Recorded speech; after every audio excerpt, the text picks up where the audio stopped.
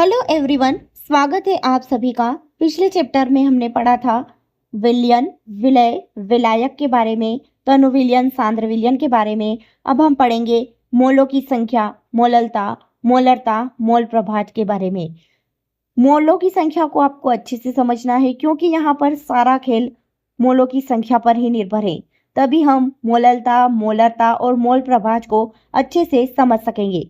50 ग्राम H2O में मोलों की संख्या निकालनी है अपने को। मोलों की संख्या निकालनी किसके? H2O के मोलों की संख्या निकालनी है। 54 ग्राम जो हमको दिया है उसको हमको क्या करना है? बटे के ऊपर लिखना है। ठीक है, अब यहाँ पे हम क्या लिखेंगे? H2O का आणविक द्रव्यमान, आणविक भार। अब आणविक द्रव्यमान और आणविक भार क्या होता है, इसको कैसे निकालते हैं ये हम देखेंगे। तो उसके लिए हमको क्या होना चाहिए, ये याद होना चाहिए। हाइड्रोजन का अणुभार कितना होता है? 1। ऑक्सीजन का 16, नाइट्रोजन का 14, सोडियम का 23, कैल्शियम का 40 और सल्फर का 32। ये हमको याद होने चाहिए। तो अब हम निकालेंगे अणुभार। अणुभार, आणविक भार, आणविक द्रव्यमान। ठीक है, ये हम इसको बोलते हैं आणविक द्रव्यमान या अणुभार। काय का निकालना अपने को? H2O का निकालना है। H2O का निकालना है तो क्या करेंगे? यहाँ पे 2 हाइड्रोजन है। हाइड्रोजन का अणुभार कितना होता है? 1 प्लस ये क्या है? ऑक्सीजन कितना है? 1। ऑक्सीजन का अणुभार कितना होता है? 16। इसका इसमें गुणा करेंगे प्लस इसका इसमें गुणा करेंगे तो 16 और 2 कितना हो गए? 18। तो H2O का अणुभार कितना हुआ? 18। तो बटे में हम 18 लिखेंगे। अब क्या करेंगे? इसको डिवाइड करेंगे तो 18 या 54 मोल निकल गया हमारे। 54 ग्राम जल में H2O के कितने मोल है? 3 मोल है। उसी प्रकार से दूसरा हम देखेंगे ताकि आपको और अच्छे से समझ में आ जाए। 80 ग्राम NaOH का मोल निकालना है। तो N मोल को N से प्रदर्शित करते हैं। NaOH का निकालना है इजिकल टू 80 को ऊपर लिखेंगे हम, बटे में क्या लिखेंगे? NaOH का आणविक भार। आणविक भार निकालने के लिए क्या करेंगे हम? NaOH लिखा, सोडियम का कितना है? 23। 1 सोडियम है 23 प्लस ऑक्सीजन कितना है? 1। ऑक्सीजन का अणुभार कितना होता है? 16। हाइड्रोजन का कितना होता है? 1। तो 23 का 1 में गुणा करेंगे, 23 इसको हल कर लो, 16। अब इसको जोड़ेंगे तो कितना आएगा? 40। तो यहाँ पे क्या लिखेंगे हम? 40। NaOH का अणुभार कितना है? 40। अब इसको डिवाइड कर देंगे, कितना आया? 2 मोल। ठीक है, 80 ग्राम जल में NaOH के कितने मोल है? 2 मोल है। अब हम देखेंगे मोललता के बारे में। मोललता नाम से पता चल रहा, मोल सारा खेल किसका है? मोलों का। मोललता नाम से पता चल रहा है। तो हमने क्या किया है? एक बीकर लिया है, उसमें क्या लिया है हमने? विलायक क्या लिया है? 200 ग्राम विलायक लिया है जल का। और विलय क्या है? NaOH है जिसके कितने मोल है? 2 मोल है। विलय क्या होता है? कम मात्रा में होता है। विलायक क्या होता है? ज्यादा मात्रा में होता है। ये बात हमको ध्यान रखनी है ताकि हम न्यूमेरिकल सोल्व करें तो हमको आसानी रहे पहचानने में कि विलय कौन सा है और विलायक कौन सा है। विलय के कितने मोल है? 2। कम है, इसको बटे के ऊपर लिखेंगे अपॉन। विलायक ज्यादा, विलायक को क्या करेंगे अपन? अपॉन में लिखेंगे। अब ग्राम में है इसलिए क्या करेंगे? 1000 लिखेंगे। 0 से 0 कट गया, 0 से 0 कट गया, क्या बचा? इसका इसमें गुणा हो जाएगा, बटे 2, क्या आया? 10। अब इसकी परिभाषा निकालेंगे। अब यहाँ पे हमने क्या लिया था? 200 ग्राम लिया था। अब यहाँ पे हम कितना भी ले सकते हैं, 200 ग्राम, 400 ग्राम, 1000, 2000, 3000, कितना भी। हम यहाँ पे डेफिनेशन बनाने के लिए हमको कुछ तो मानना पड़ेगा। मोललता की डेफिनेशन बनाने के लिए तो हम क्या मानेंगे?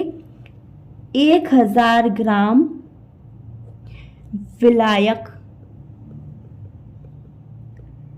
में घुले 1000 ग्राम विलायक में घुले विलय पदार्थ के मोलों की संख्या को क्या कहते हैं? विलयन की मोललता कहते हैं।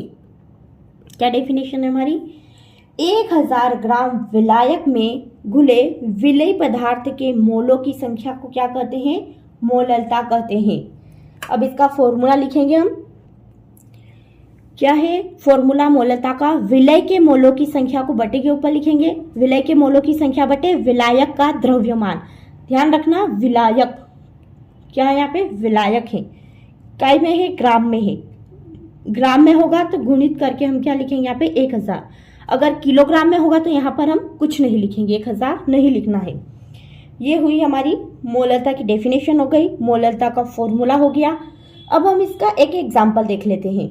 40 ग्राम NaOH को 40 ग्राम NaOH को 300 ग्राम जल में घोला जाता है। जल में घोला जाता है। क्या कहा था हमने? विलय कम मात्रा में होगा और विलायक ज्यादा मात्रा में होगा। तो यहाँ पता चल रहा है ये विलायक है और ये क्या है? विलय है। तो विलयन की मोललता की गणना कीजिए। क्या करना है? विलयन की मोललता की गणना कीजिए। तो इसको हम हल करेंगे। क्या है विलायक? विलायक दिया है अपने को, क्या दिया है? विलायक का द्रव्यमान। विलायक का द्रव्यमान कितना है? 300 ग्राम। अब हम क्या करेंगे? विलय का द्रव्यमान। विलय क्या है? NaOH का द्रव्यमान कितना है? 40 ग्राम। अब फॉर्मूला क्या कह रहा है? विलय के मोलों की संख्या। क्या है? विलय के मोलों की संख्या। और यहाँ पे क्या है? द्रव्यमान। तो इसको द्रव्यमान को हमको काय में चेंज करना है? मोल में। मोल निकालना है हमको। मोललता निकालने के लिए हमको क्या चाहिए? विलय के मोलों की संख्या चाहिए। तो हम क्या करेंगे? विलय के मोलों की संख्या निकालने के लिए NaOH के मोल निकालना अपने को। तो क्या किया, क्या कहा था अपनों ने? इसको क्या लिखेंगे हम? बटे के ऊपर लिखेंगे। और यहाँ पे क्या लिखेंगे? इसका आणविक द्रव्यमान। इसका आणविक द्रव्यमान ये निकाला था। NaOH का आणविक द्रव्यमान, सोडियम का 23 अणुभार, ऑक्सीजन का 16 और हाइड्रोजन का 1। इनको काउंट किया, कितना है? 40। तो हम यहाँ पे क्या करेंगे? 40 लिखेंगे। कितना आएगा? 1। कितना प्राप्त हुआ अपने को? 1 मोल। मोललता बराबर विलय के मोलों की संख्या बटे विलायक का द्रव्यमान। द्रव्यमान क्या है? ग्राम में है, इसलिए हम यहाँ पे क्या लिख देंगे? गुणित 1000। अब मान रख दो, विलय के मोलों की संख्या क्या है? विलय के मोलों की संख्या 1। विलायक का द्रव्यमान कितना है? 300 ग्राम गुणित 1000। इसको काटेंगे 10 से 10, 10 से 10। कितना बचा? इसका इसमें गुणा हो जाएगा बटे 3। इसको हल करेंगे तो कितना बचेगा? 3.33। ये हमारी क्या हो गई? मोललता। मोललता को कैसे प्रदर्शित करते हैं? स्मॉल m से। स्मॉल m से प्रदर्शित करते हैं। ठीक है, ये हमने पढ़ा मोललता के बारे में। अब हम बात करेंगे मोलरता की। इसको कैपिटल M से प्रदर्शित करते हैं। हमने एक फ्लास्क लिया है, उसमें 500 ml, क्या बोला हमने? ml। उधर हमने क्या बोला था? ग्राम। यहाँ पे हम मोलरता की बात कर रहे हैं, इसलिए हम क्या करेंगे? आयतन की बात करेंगे। विलयन का आयतन कितना है? 500 ml। इसमें विलय के कितने मोल डाले हमने? 2 मोल डाले। ठीक है, कौन सा विलय लिया? CH3OH, methyl alcohol.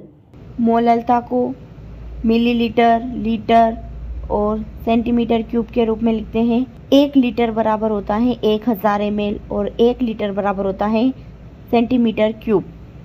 अब इसकी डेफिनेशन बनाएंगे। 1000 ml विलयन के आयतन में घुले विलेय पदार्थ के मोलों की संख्या उसकी मोलरता कहलाती है। इसे कैपिटल M से प्रदर्शित करते हैं। फॉर्मूला लिखेंगे अब हम इसका। विलेय पदार्थ के मोलों की संख्या, विलेय पदार्थ के मोलों की संख्या बटे विलयन का आयतन मिलीलीटर में इंटू 1000। ये मोलरता की डेफिनेशन हो गई और ये फॉर्मूला हो गया। मोलरता 1000 मिलीलीटर विलयन के आयतन में घुले विलेय पदार्थ के मोलों की संख्या उसकी मोलरता कहलाती है। इसे M से प्रदर्शित करते हैं। फॉर्मूला मोलरता बराबर विलय के मोलों की संख्या बटे विलयन का आयतन इंटू 1000। अब एग्जाम्पल देख लेते हैं हम। 80 ग्राम NaOH को 400 ml विलयन में घुला है तो इसकी मोलरता की गणना कीजिए। तो विलयन क्या है हमारा, विलयन का आयतन बराबर कितना है 400 ml। अब यहाँ पे क्या है, ग्राम है और हमको क्या निकालना है, मोलों की संख्या। तो 80 ग्राम है, यहाँ पे हमको मोलों की संख्या निकालनी है NaOH की। तो NaOH इजिकल टू क्या लिखेंगे हम, 80 ऊपर लिखेंगे और NaOH क्या लिखेंगे, आणविक द्रव्यमान कितना होता है 40। इसको इससे डिवाइड करेंगे तो क्या आएगा 2 मोल। NaOH के कितने मोल है 2 मोल। अब ये जो फॉर्मूला है इसमें हम इसकी वैल्यू इनपुट कर देते हैं। मोलरता क्या है इसका फॉर्मूला, इसकी वैल्यू इनपुट करेंगे तो विलय के मोल कितने हैं 2 और विलयन का आयतन कितना है 400 ml इंटू 1000। 0 से 0 0 से 0 कट जाएगा, इसका इसमें गुणा होगा कितना बचेगा 2/4 क्या हो जाएगा, इसको इससे डिवाइड करेंगे 5। तो मोलरता कितनी आई, मोलरता कितनी आई 5। ये हमारी मोलरता। बहुत अच्छे से बहुत ध्यान से आपको समझना है। अब हम बात करेंगे मोल प्रभाज की। किसकी बात करेंगे हम, मोल प्रभाज की। मोल प्रभाज की हम बात करेंगे तो मोल प्रभाज में क्या करेंगे हमने एक फ्लास्क लिया है। फ्लास्क में हमने क्या किया, 2 व्यक्तियों को ले लिया, A को और B को, ठीक है। और इसके कितने मोल लिए अपनों ने 2 मोल और बी के कितने मोल लिए 3 मोल लिए। कितने मोल लिए 3 मोल लिए। तो हमको क्या करना है, इसका मोल प्रभाज निकालना है। तो A का मोल प्रभाज इसको काय से, X से, X काई बोलते हैं इसको, आप X भी बोल सकते हैं। A इसका मोल प्रभाज निकालना है, जिसका मोल प्रभाज निकालना है उसको कहाँ लिखेंगे, बटे के ऊपर, दोनों के आ जाएंगे या एक से अधिक भी हो तो उनके आ जाएंगे। 2 + 3 इस प्रकार से हम लिखेंगे। अब इसको हल कर देंगे, 3 और 2 कितने हुए 5। ये A का मोल प्रभाज। अब B का मोल प्रभाज निकालना अपने को, तो B का मोल प्रभाज काई B इजिकल टू, B का निकालना है तो इसको ऊपर लिखेंगे। कितना है B का मोल प्रभाज, मोल 3।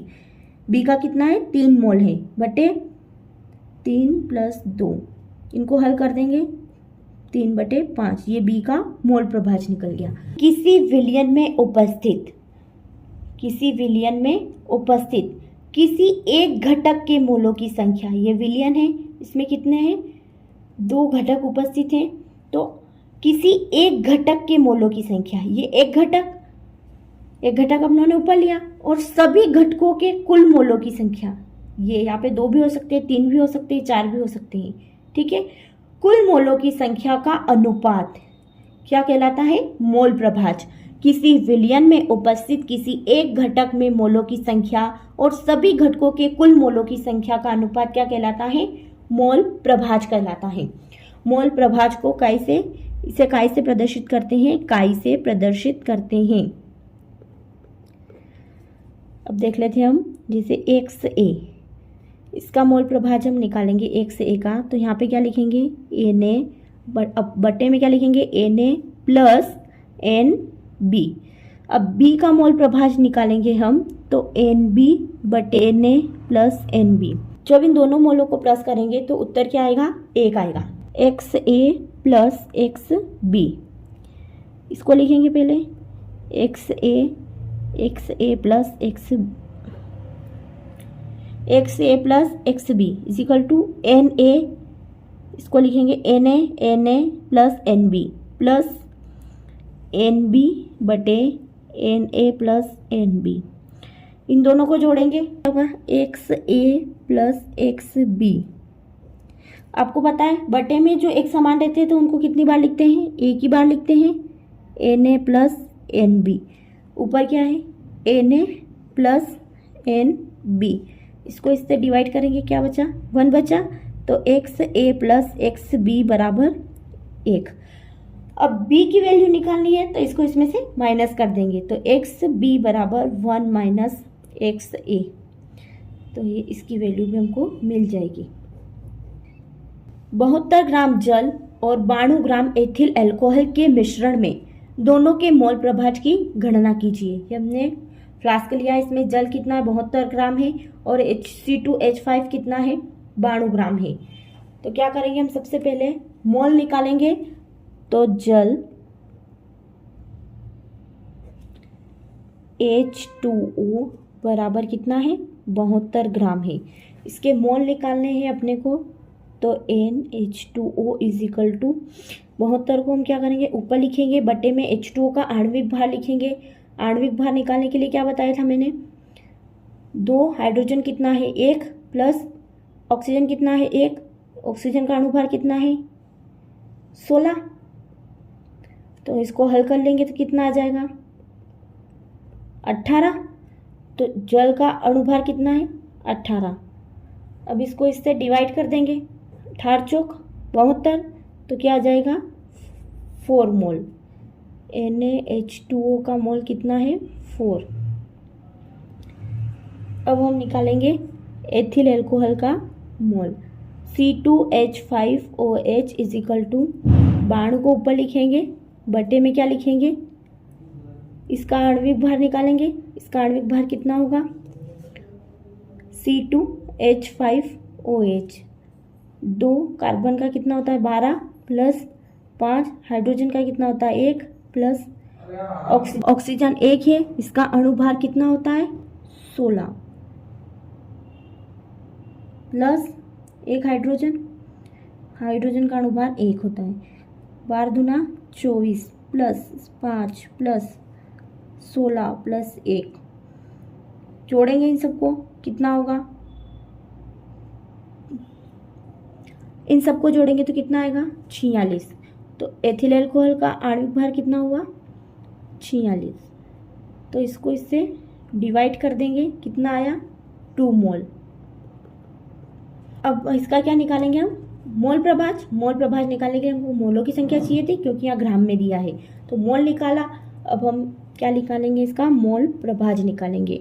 NH2O is equal to NH2O बटे NH2O प्लस NC2H5OH। ठीक है, जल का मोल 4 है, 4 प्लस इसका मोल कितना है 2, इसको हल कर लेंगे 6, 4/6, इसको डिवाइड कर देंगे। जल का मोल प्रभाज। अब हम किसका मोल प्रभाज निकालेंगे, एथिल अल्कोहल का मोल प्रभाज निकालेंगे। तो एथिल अल्कोहल का मोल प्रभाज निकालेंगे तो इसको ऊपर लिखेंगे C2H5OH बटे NH2O प्लस NC2H5OH। अब इसकी वैल्यू इनपुट कर देंगे। इसके मोल कितने हैं, एथिल अल्कोहल के 2 मोल है, जल के मोल कितने हैं 4, एथिल अल्कोहल के कितने 2, इसको हल कर देंगे 2 ये मोल प्रभाज, ये जल का मोल प्रभाज और ये एथिल अल्कोहल का मोल प्रभाज। देखा, बहुत इजी है। तो आपको ये जानकारी कैसी लगी आप ज़रूर बताएं, वीडियो को लाइक करें और कमेंट करें और आगे भी शेयर करें।